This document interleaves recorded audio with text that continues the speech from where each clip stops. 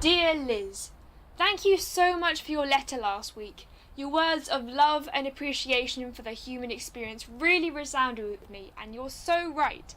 YouTube does give us an awesome appreciation of it. You asked me how I decide what to do with my time, and up until about 3 weeks ago, I would have told you that I attempt to prioritise school and do as much as I can fun-wise between the work.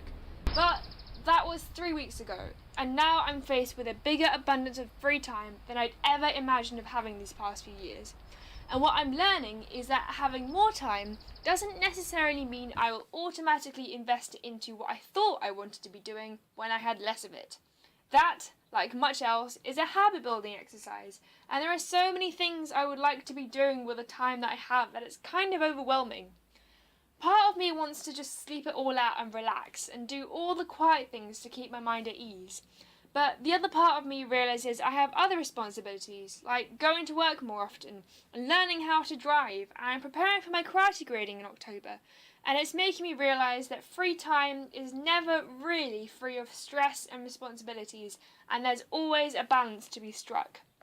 With regards to this wonderful community, you're completely right.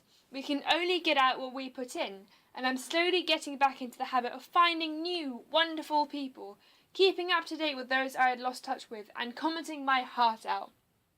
But what I've been struck with about the internet is that, as you said, your input only continues as long as you keep creating and interacting, and that's true of all relationships. They require constant input and effort. I try and get the most out of this community by using as many social media platforms as is comfortable to stay in touch with the friends that I have, and also joining them in the comments of YouTube videos. I think that's why I love NFI so much. There are so many of my favourite people in one place, all discussing similar ideas, and it's so great.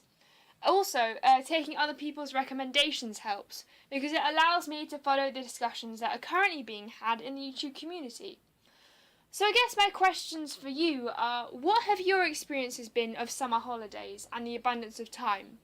How have you learned to grow into responsibilities that can feel too big to grow into? I would love to hear your experiences. From your friend who's learning how to juggle, Zainab.